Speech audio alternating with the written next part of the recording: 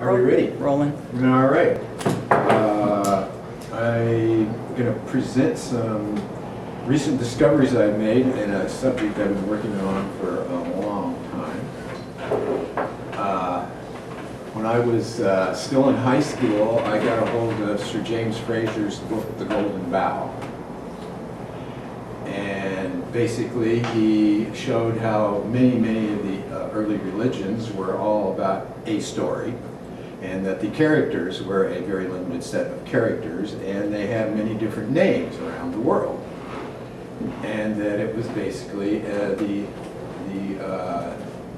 annual story of the solar hero, who was born and died every year. And that, in addition to that, there was a great mother goddess. And very frequently, she was, we have this phrase, the three faces of Eve. Well, in all these early religions, the goddess had three forms. She was the virgin, the mother, and the crone. And everybody in those days knew who their mom was. Hardly anybody would know who their father was. And it was in that sense matriarchal, and that the home and the hearth belonged to the mother.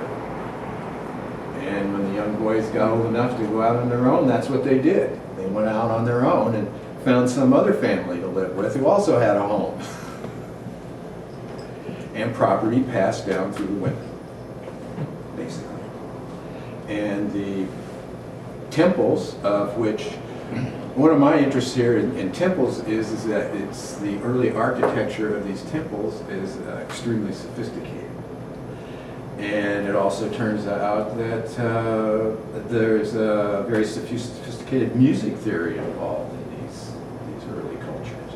And it turns out that arithmetic and geometry and music and astrology were even in the times of the Greeks, that was the quadrivium.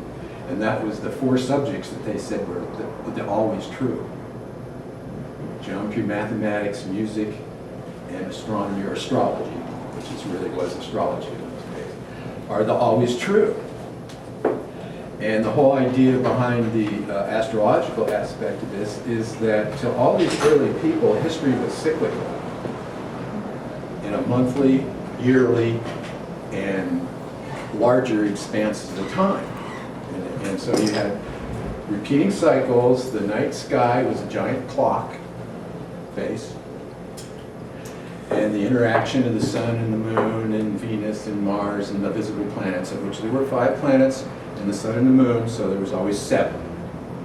And 7, various numbers became very sacred during this era, and it was because number really developed out of geometry. The beginning of mathematics is all about geometry, and that's what these guys are.